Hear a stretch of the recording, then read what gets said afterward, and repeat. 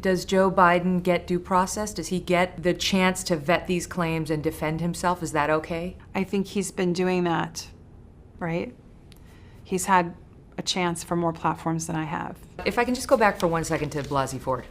Yes. Some of those who supported her, but now have found a reason not to support you, say, well, she was under oath. Would you go under oath? Absolutely. They say, well, she subjected herself to cross-examination. Would you do that? Absolutely. They also point out that she took a polygraph controlled by someone on her team. Is that something you want to do? I'm not a criminal. Joe Biden should take the polygraph. What kind of precedent does that set for survivors of violence? Does that mean we're presumed guilty and we all have to take polygraphs? So I will take one if Joe Biden takes one.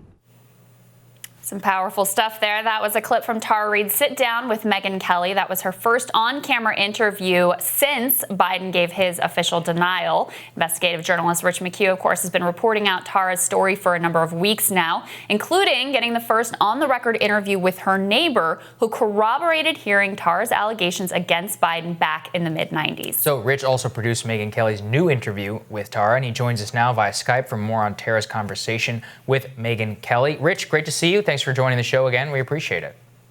Thanks, guys. Absolutely. Rich, you found yourself at the center of the story. Just tell us about the process of the interview, your takeaways after having sat with her. I know this is a preview as the interview is not yet out and the full thing will post later today. Just what can you tell us about how the interview was conducted, what some of your major takeaways from it are? Sure, absolutely. So I think it was about a week ago, I got a call from Megyn Kelly, who I know very well from working at NBC together. And she said, hey, I'd like you to produce this interview. I'm going to interview Tara Reade. And at that point, she had been in talks with other news anchors. And it felt to me like, having worked on the story for, at that point, probably a month or 6 weeks, I was like, this actually feels like she could be the right person to do this interview. She's the perfect person. Why do you think that? Because a lot of people online are like losing their minds over the fact that it's Megyn Kelly, who of course, was at Fox News, where she herself was sexually harassed, by the way, then went to NBC. She's not like a favorite of the sort of resistance crew. Why did you think that she would be the right choice to sit down with Tara? Well, I mean, you said it yourself. She was a victim of sexual harassment herself.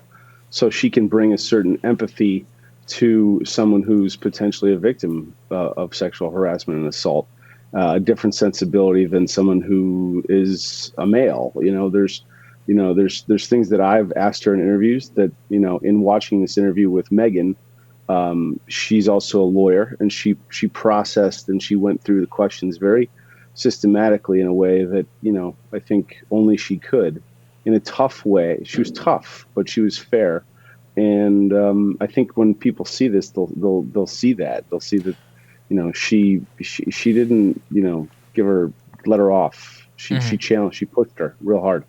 So that's one thing I wanted to talk to you about, Rich. I mean, we have seen that there's a lot of question. People are saying, oh, you're a former Fox News employee yourself, Megyn Kelly. This is some sort of right-wing plan. We know, of course, that you're a serious journalist and have been on the story from the beginning. Talk to us about the preparation for this type of interview. What do you, how do you go through in terms of vetting somebody's claims in an on-camera interview such as this one after the vice president has spoken out? Well, it's been a process of trying to vet all along. I've been on here before with you guys and saying, I'm not one to come out and say I believe her, but I'm saying there's enough evidence that she has been telling a consistent story to people since the 90s, and those people I found very credible.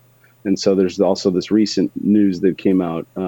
I'd heard about it before the interview, where it was her former husband had written in a court document under oath that she had accused Joe Biden of sexual harassment, and that was in, I think, 1996 or 95. Right. And so, that's now what you say you might call an unwitting corroborating voice. But I don't know. You just try to eliminate a lot of the chatter you hear on the internet and go through it and say, is that credible? Is this credible? And in the preparation, I just had made sure Megyn and I, she prepped a lot, and I made sure she had read every single piece out there, and my reporting and others, and was up to speed.